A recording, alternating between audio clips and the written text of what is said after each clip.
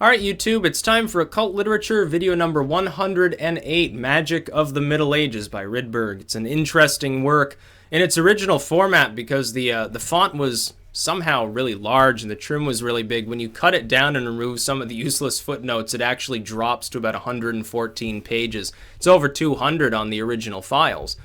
And it's rather strange how that happens, especially with works from this era. Now, as always, link in the description to where you can purchase my work on Amazon, my edition of this work. Second link to my books blog. If you're into the academic side of the occult, there's a whole category full of stuff for you. And if you want something more hands-on, categories for that as well. Herbal lore, alchemy, grimoires.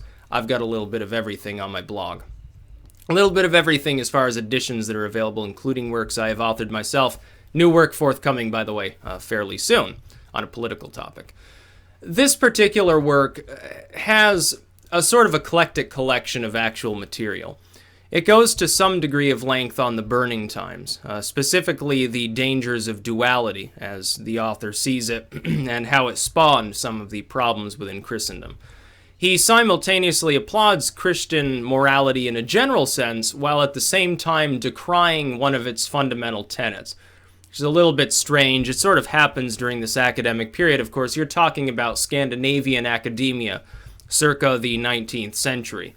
That's basically where it's at. You get Haxon and all of these other things, the first serious studies into the occult from a more secular point of view. But this goes beyond sort of the secular in a way.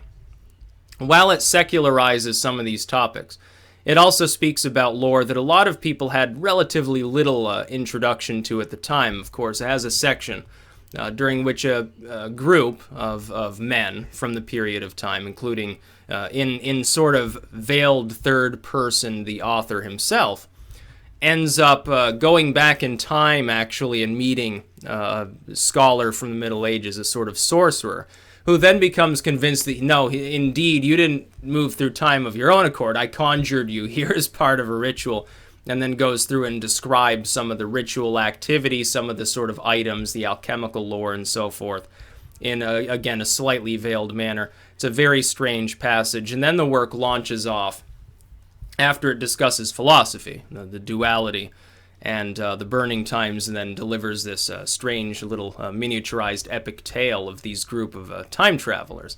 It goes on to list certain cryptids as well. It speaks of werewolves. It speaks of vampires. It speaks of sort of the ghost, goblin, ogre, fairy lore of the time period, and sort of the general prevailing notions of the Middle Ages as they related to spirituality, all while containing, again, that pagan element. This pagan element he sees as key here, because much of this other material doesn't have anything to do with any progenitor within Christendom itself. It's taken almost entirely from pagan lore from around the entire Mediterranean basin, later from further north, from parts of, further into the Middle East, certainly the Persian culture as well, sort of the Ahrimanic stuff as well. It's an interesting work. Again, about 114 pages, fairly dense at times. Some of the first section is very dense, but then it gets into this story about the mage and time travel, and it's no longer dense at all. It's almost takes the form of a miniaturized fiction short story.